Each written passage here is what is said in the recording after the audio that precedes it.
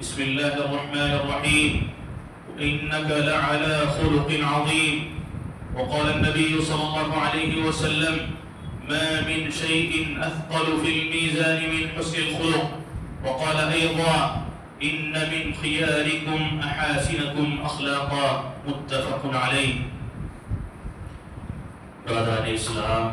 حاضرین جمعہ اور پردرشین خواتین اسلام، ہر قسم کی تعریف و توصیف، کبریائی، بڑائی، بزرگی اور عظمت اس خالق کائنات وحدہ لا شریک کے لیے سزاوار اور لائق ہے جس نے ہم اور آپ کو پیدا کیا، اور جہاں اس نے ہماری مادی ضرورتوں کو پورا کرنے کے لیے ہمیں ہر قسم کا رزق مہیا کیا، وہی ہماری روحانی تربیت کے لیے اور ہمارے نفس کے تزکیے کے لیے اور ہماری رشد و ہدایت کے لیے ہر دور میں انبیاء اور رسولوں کو بھیجتا رہا، جس کی آخری کڑی نبی آخر الزمان خاتم النبیین سید الانبیاء والمرسلین رحمت للعالمین محمد رسول اللہ صلی اللہ علیہ وسلم ہیں۔ انگنت درود و سلام محمد رسول اللہ صلی اللہ علیہ وسلم پر، اور رحمت نازل ہوں صحابہ کرام رضی اللہ عنہم اجمعین پر، اور رحمت نازل ہوں تابعین پر اور تبع تابعین پر، اور ان تمام لوگوں پر جو قیامت کے دن تک اس سنت مطہرہ کی پیروی کرتے رہیں گے۔ خطبہ مسنونہ کے بعد ایک آیت اور 2 حدیثوں کے ٹکڑے میں نے آپ کے سامنے پیش کیے۔ حاضرین جمعہ، آج کے اس مختصر سے خطبے میں حسن اخلاق کی کیا اہمیت ہے، اچھے اخلاق کی دین اسلام میں کیا اہمیت ہے، انشاءاللہ اس پر مختصر روشنی ڈالنے کی کوشش کی جائے گی۔ حاضرین جمعہ، یقیناً انسان اپنے اخلاق سے پہچانا جاتا ہے جس طریقے سے درخت اپنے پھل سے پہچانا جاتا ہے، اور یقیناً حسن خلق ایک ایسا عظیم وصف ہے جو انبیاء کا وصف رہا ہے، اور اچھے اوصاف سے اور اخلاق حسنہ سے آراستہ ہونا یقیناً یہ کمال ایمان کی علامت ہے، اور دنیا اور آخرت میں کامیابی اور سعادت مندی کا بہترین ذریعہ ہے۔ یہی وجہ ہے کہ اللہ کے رسول صلی اللہ علیہ وسلم کی تعریف کرتے ہوئے اللہ تعالیٰ نے فرمایا کہ یقیناً آپ اخلاق کے بلند مرتبے پر فائز ہیں، وَإِنَّكَ لَعَلَى خُلُقٍ عَظِيمٍ کہہ کر کے اللہ تعالیٰ نے آپ نے حسن اخلاق کی شہادت دی۔ نوح علیہ السلام سے لے کر کے عیسیٰ علیہ السلام تک جتنے انبیاء علیہ السلام اور رسول آئے، ان تمام کے اوصاف حسنہ اور اخلاق حمیدہ کو آپ نے اپنی شخصیت میں جمع کیا، اور حقیقت اگر دیکھی جائے تو آپ صلی اللہ علیہ وسلم کا حسن اخلاق ایک معجزہ ہے کہ اللہ تعالیٰ نے ایک شخصیت میں ساری خوبیاں اور سارے کمالات اللہ تعالیٰ نے رکھ دیے۔ آپ صلی اللہ علیہ وسلم کی تعریف کرتے ہوئے اللہ تعالیٰ نے جہاں وَإِنَّكَ لَعَلَى خُلُقٍ عَظِيمٍ کہا، اور ماں عائشہ رضی اللہ عنہا سے آپ صلی اللہ علیہ وسلم کے اخلاق کے بارے میں جب دریافت کیا گیا تو ماں عائشہ رضی اللہ عنہا نے کہا كان خلقه القرآن، کہ آپ صلی اللہ علیہ وسلم اخلاق حسنہ کے ایسے پیکر تھے گویا آپ چلتا پھرتا قرآن مجید تھے۔ یقیناً آپ صلی اللہ علیہ وسلم کی زندگی میں کوئی خوبی ایسی نہیں تھی جو آپ کی شخصیت میں نہ ہو، اور اسی طریقے سے ہر قسم کی برائی سے آپ محفوظ تھے۔ یقیناً اخلاق حسنہ کا یہ پیکر مجسم نبی اکرم صلی اللہ علیہ وسلم کی شخصیت ہمیں بتاتی ہے کہ حسن اخلاق سے اگر ہم آراستہ ہوں گے تو اس دنیا میں بھی ہمیں کامیابی ملے گی، اور اخروی زندگی میں بھی ہمیں سعادت نصیب ہوگی، اور ہم جنت میں داخل ہوں گے۔ اس کے برخلاف اگر حسن اخلاق ہمارے اندر نہ ہو تو دنیا میں بھی ہم کامیاب نہیں ہو سکتے، اور آخرت میں بھی جہنم سے بچ کر کے ہم جنت میں جا نہیں سکتے۔ لہذا اخلاق حسنہ وہ عظیم وصف ہے کہ جو انسانوں کو اور اہل ایمان کو سب سے زیادہ جنت میں داخل کرنے کا باعث ہوگا۔ نبی اکرم صلی اللہ علیہ وسلم سے پوچھا گیا کہ ایسی کون سی چیزیں ہیں جو انسان کو یا بندے کو اللہ تعالیٰ کی جنت میں داخل کرے گی، تو آپ صلی اللہ علیہ وسلم نے فرمایا تقوی اللہ و حسن الخلق، کہ جس قدر اللہ کا ڈر آپ کے دل میں ہوگا، خشیت الہی سے آپ کا دل معمور ہوگا، اور اسی طریقے سے حسن اخلاق کے آپ پابند ہوں گے، اسی طریقے سے اللہ تعالیٰ آپ کو جنت میں داخل کرے گا۔ اس کے برخلاف آپ صلی اللہ علیہ وسلم سے پوچھا گیا کہ کون سی ایسی چیزیں ہیں جو بہت زیادہ انسانوں کو جہنم میں داخل کریں گی، تو آپ صلی اللہ علیہ وسلم نے فرمایا کہ انسان بے حیا ہو جائے، حسن اخلاق اس کے اندر نہ ہو بلکہ برے اخلاق اس کے ہو جائے، ایسی صورت میں برے اخلاق اس کو جہنم تک پہنچائیں گے اور ایسا شخص کبھی جنت میں نہیں جا سکتا۔ یقین حسن اخلاق کی اہمیت زندگی میں اس کا اہم کردار ہے۔ نبی اکرم صلی اللہ علیہ وسلم کی بعثت سے قبل زندگی کو آپ دیکھیے، سارے مکے کے لوگ آپ کے دشمن تھے۔ آپ صلی اللہ علیہ وسلم نے جس توحید کی طرف دعوت دی اس کے بھی وہ دشمن تھے، لیکن اس کے باوجود آپ صلی اللہ علیہ وسلم کا ہماری جانیں قربان ہو، آپ صلی اللہ علیہ وسلم کے اخلاق اس قدر عمدہ تھے کہ آپ صلی اللہ علیہ وسلم کو کفار مکہ امین اور صادق کے لقب سے ملقب کرتے تھے۔ اتنا ہی نہیں بلکہ اپنی امانتیں اللہ کے رسول صلی اللہ علیہ وسلم کے پاس رکھا کرتے تھے۔ اور نبی اکرم صلی اللہ علیہ وسلم کی بعثت سے پہلے کی زندگی یقیناً اگر ہم اس میں دیکھیں اس سے اخلاق کا آپ پر مجسم تھے۔ اگر حسن کردار کی دلیل آپ کو دیکھنی ہو تو بعثت سے پہلے کی زندگی کو بھی آپ دیکھ لیجئے۔ قرآن مجید نے اس کی شہادت دی کہا فَقَدْ لَبِثْتُ فِيكُمْ عُمُرًا مِّن قَبْلِهِ أَفَلَا تَعْقِلُونَ۔ بعثت سے پہلے کی زندگی میں اس قدر انسان نیک ہے، بھلا بتلائیے کہ بعثت کے بعد اس انسان کا کیا حال ہوگا۔ یقیناً اللہ کے رسول صلی اللہ علیہ وسلم نے فرمایا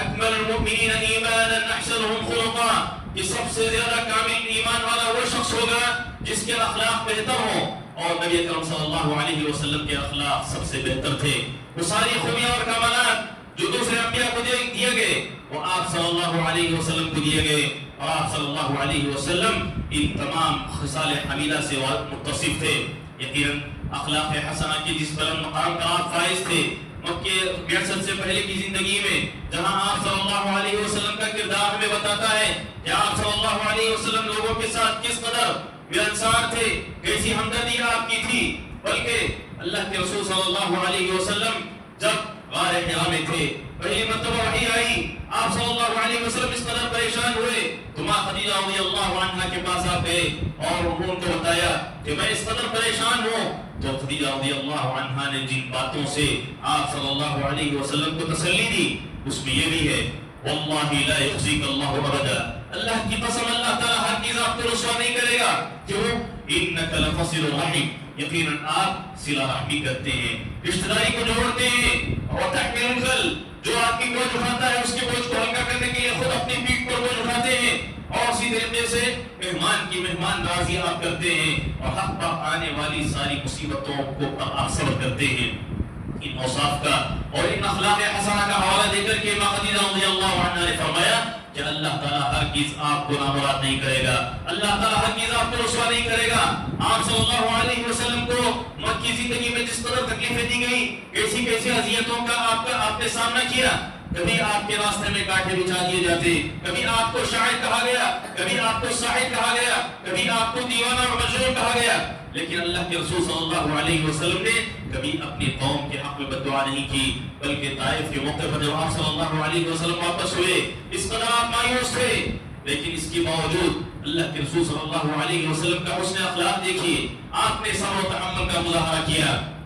جب آپ کو مار مار کے لہو لہان کر دیا گیا، یہاں تک کہ آپ کے جوتے لہو لہان ہو گئے، اس کے باوجود آپ صلی اللہ علیہ وسلم نے اپنے قوم کے حق میں یہی دعا مانگی اللہم اہد قومی فانہم لا یعلمون، کہ اے اللہ میری قوم کو تو ہدایت دینا، لعل اللہ یخرج من اصلابہم من یعبد اللہ وحدہ ولا یشرک بہ شیئا۔ اللہ تعالیٰ کی ذات سے مجھے امید ہے کہ اللہ تعالیٰ ان کی پشتوں سے ایسی نسل کو جنم دے گا جو ایک اللہ کی عبادت کرنے والے ہوں گے اور اس کے ساتھ کبھی شریک نہیں کریں گے۔ اور اسی طریقے سے انس رضی اللہ عنہ جو آپ صلی اللہ علیہ وسلم کے خادم تھے، خود کہتے ہیں کہ 10 سال میں نے اللہ کے رسول صلی اللہ علیہ وسلم کی خدمت کی، کبھی آپ نے مجھ سے کسی کام کے بارے میں نہیں پوچھا کہ تم نے ایسا کیوں کیا، تم نے ایسا کیوں نہیں کیا۔ اور آج اگر ہم اپنا تعامل دیکھیں غیروں کے ساتھ، لوگوں کے ساتھ ہمارا کیا تعامل ہے، ظاہری طور پر ہم سمجھتے ہیں کہ حسن اخلاق کا مطلب نماز، روزہ اور زکوٰۃ اور حج کو انجام ہم دے دیں گے اور حسن اخلاق کے مرتبے پر فائز ہو جائیں گے،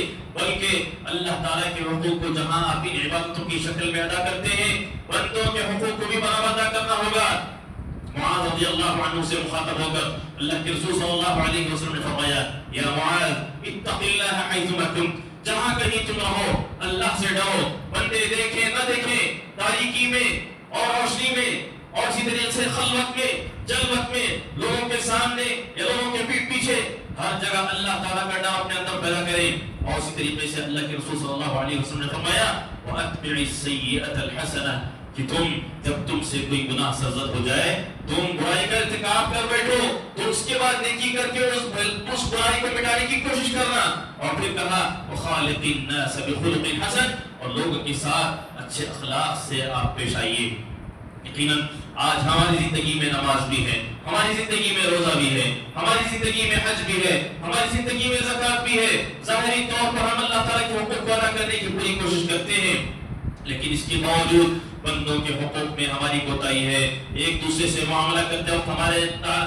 اندر نرمی کا وصف نہیں ہے، ہم سختی کرتے ہیں. اور اسی طریقے سے لوگوں کے مختلف اصول کا خیال بھی نہیں کرتے. لوگ جب برائی کرتے ہیں، لوگ جب غلطی کر بیٹھتے ہیں تو آپ ان کا سختی کرتے ہیں. حالانکہ اللہ کے رسول صلی اللہ علیہ وسلم نے اس بندوں کو جو مسجد میں آیا اور پیشاب کرنے لگا، آپ صلی اللہ علیہ وسلم کے صحابہ رضی اللہ عنہم اجمعین سارے اسے مارنے کے در پہ ہو گئے، لیکن اللہ کے رسول صلی اللہ علیہ وسلم نے کہا کہ اسے پیشاب کرنے دو، مکمل کرنے دو. اس لیے کہ اگر اس کو ایسے ہی اٹھا دیں گے تو ساری مسجد گندی ہوگی، اور پھر یہ بھی ہوگا کہ پیشاب کو روکنے کی وجہ سے اس کی صحت پر اس کا نقصان ہوگا.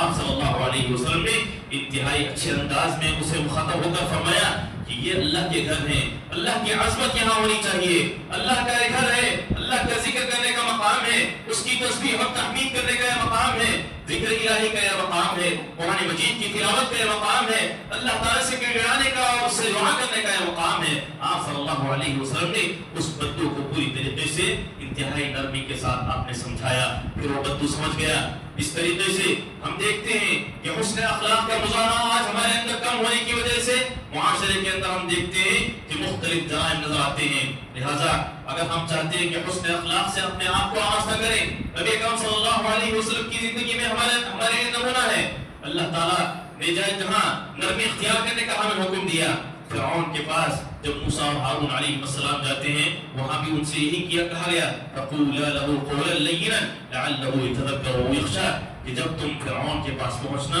تو بہت ہی نرمی کے ساتھ اس سے گفتگو کرنا، ہو سکتا ہے وہ نصیحت حاصل کرے یا اللہ کا ڈر اس کے دل میں پیدا ہو جائے. جب فرعون جیسے متکبر انسان کے پاس پہنچ کر موسیٰ اور ہارون علیہ السلام کو اللہ تعالیٰ نے تعلیم دی تو اہل ایمان کو باہم ایک دوسرے سے کس قدر شفقت کا معاملہ کرنا چاہیے اور کیسے ہمدردی کا معاملہ کرنا چاہیے. اور آج اس کے فقدان کی وجہ سے آج ہم دیکھتے ہیں کہ معاشرے میں بہت سارے جرائم پنپ لے رہے ہیں. لہذا حسن اخلاق کا سب سے بڑا مزہ یہی ہے کہ ہم اپنے اندر نرم دلی کا جذبہ پیدا کریں، ہمدردی ہمارے اندر ہو، لوگوں کے تعلق سے لوگوں کا درد ہمارے دل میں ہو، اور اس طریقے سے ہم لوگوں کے ساتھ تمام ہی معاملات میں نرمی کا معاملہ کریں. نبی اکرم صلی اللہ علیہ وسلم نے اسی لیے حسن اخلاق کا مظاہرہ کیا اور یہ بھی کہا کہ ما كان الرفق في شيء الا زانه وما نزع من شيء الا شانه، کہ نرمی جہاں کہیں ہوگی یقیناً اس کی وجہ سے اس چیز کو زینت ملے گی. اس کے برخلاف نرمی کو جہاں آپ نکال دیں گے وہ چیز عیبدار ہو جائے گی. نبی اکرم صلی اللہ علیہ وسلم کے پاس یہودیوں نے آ کر کے السلام علیکم کہا، یعنی تم پر اللہ کی لعنت ہو. ماں عائشہ رضی اللہ عنہا غیرت میں آ گئی. آپ صلی اللہ علیہ وسلم نے فرمایا مہلا یا عائشہ، کہ تم ذرا ٹھہرو، یقیناً اللہ تعالیٰ رفیق ہے، یحب الرفق، اور وہ نرمی کو پسند کرتا ہے. لوگ آپ پر لعنت بھیج رہے ہیں اور آپ صلی اللہ علیہ وسلم رحمت للعالمین ہوتے ہوئے ماں عائشہ رضی اللہ عنہا سے مخاطب ہو کر یہ کہہ رہے ہیں کہ تم اس کا جواب اس طریقے سے نہ دو بلکہ برائی کا جواب بھلائی سے دو. اور آج ہمارے اندر یہی حسن تعامل کا فقدان ہے. ہم آپس میں ایک دوسرے سے لین دین کرتے ہیں، مختلف معاملات کرتے ہیں. ایسی صورت میں نرمی کا دامن ہمیں پکڑ کر رہنا چاہیے. ایسا نہ ہو کہ سختی کرنے کی وجہ سے سارے معاملات خراب ہو جائیں، بلکہ اگر کسی چیز کا آپ کو ذمہ دار بنایا جائے تو آپ کے ماتحت لوگوں کے ساتھ آپ نرمی کا برتاؤ کیجیے. اس لیے کہ اللہ کے رسول صلی اللہ علیہ وسلم نے فرمایا اللہم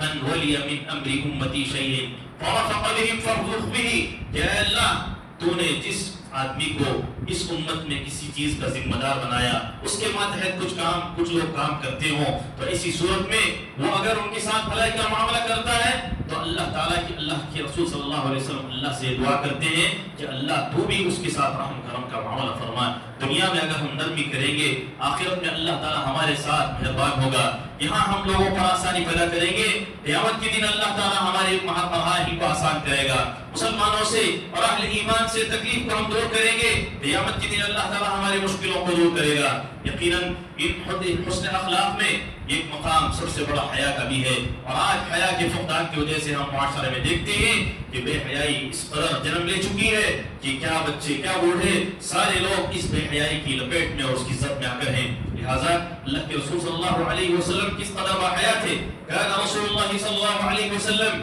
اشد حیاء من العذراء فی خدرها، کہ ایک باکرہ ایک بیاہی لڑکی جس کا بھی نکاح نہ ہوا ہو وہ کیسے اپنے گھونگھٹ میں شرماتی ہے، اس سے کہیں زیادہ آپ صلی اللہ علیہ وسلم حیا کرتے تھے۔ حسن اخلاق کا ایک مظہر حیا بھی ہے، اور آج اسی کے فقدان کی وجہ سے ہم دیکھتے ہیں کہ معاشرے میں بے حیائی عام ہو چکی ہے، بے حجابی عام ہو چکی ہے۔ اس کی وجہ سے ساری نوجوان نسل بگڑ رہی ہے، حرام سننا، حرام دیکھنا اور حرام باتیں کرنا یہ آج لوگوں کا شعار بن چکا ہے۔ لہذا حسن اخلاق کا تقاضا یہ ہے کہ حیا کی صفت کو ہم اپنے اندر پیدا کریں، نرمی اپنے اندر پیدا کریں، ماتحتوں کے ساتھ ہم نرمی کا معاملہ کریں۔ یہ صرف مسجد تک یا لوگوں کے حدود تک محدود نہیں ہے، بلکہ آپ بیوپاری ہیں، آپ کسی قسم کا کاروبار کرتے ہیں، ایسی صورت میں جب آپ لین دین کا معاملہ کریں، تاجروں سے آپ صلی اللہ علیہ وسلم نے مخاطب ہو کر فرمایا کہ اللہ تعالیٰ ایسے شخص پر رحم کرے جو حق مانگتے وقت بھی اور کسی چیز کو بیچتے وقت بھی نرمی کا معاملہ کرتا ہے۔ جب کسی چیز کا آپ کو مطالبہ کرنا ہو اچھے انداز سے آپ کریں، بیوپار میں بھی نرمی اختیار کریں، یقیناً یہ نرمی جہاں کہیں ہوگی اللہ تعالیٰ اس کی وجہ سے خیر آپ کی زندگی میں لائے گا۔ بلکہ اللہ کے رسول صلی اللہ علیہ وسلم نے بھی کہا کہ اللہ تعالیٰ کسی گھر والوں کے ساتھ بھلائی کا ارادہ کرتا ہے تو ان پر نرمی کو داخل کر دیتا ہے۔ لہٰذا آج اس اخلاق حسنہ کے فقدان کی وجہ سے بہت سارے اخلاقی اخلاق ہمارے معاشرے سے ختم ہو چکے ہیں، اور حسن کردار کا جیسے ہمیں مظاہرہ کرنا چاہیے، ظاہری طور پر کتاب و سنت کی تعلیمات کو ہم مانتے ہیں، یقیناً ماننا ہے، لیکن اس کے ساتھ اپنی عملی زندگی میں بھی اسلام ہم کو لے کر آنا ہے۔ اس لیے کہ آج اخلاق حسنہ کے فقدان کی وجہ سے ہمارے برادران وطن بھی ہم سے بدظن ہیں، ہمارا معاملہ ان سے کیسا ہونا چاہیے، ہم تجارتی تعلقات ان کے ساتھ رکھتے ہیں، ان کے ساتھ کھاتے پیتے اور اٹھتے بیٹھتے ہیں، لیکن توحید کی دعوت انہیں نہیں سکھاتے، اور اسی طریقے سے اللہ اور اس کے رسول صلی اللہ علیہ وسلم کی تعلیمات ان تک نہیں پہنچاتے۔ لہٰذا حسن اخلاق کا ایک تقاضا یہ بھی ہے کہ جس بھلائی سے ہم واقف ہو جائیں اس بھلائی سے دوسروں کو بھی آشنا کریں، اور جس برائی سے ہم روکیں دوسروں کو بھی اس برائی سے روکنے کی کوشش کریں۔ اور یقیناً حسن اخلاق کا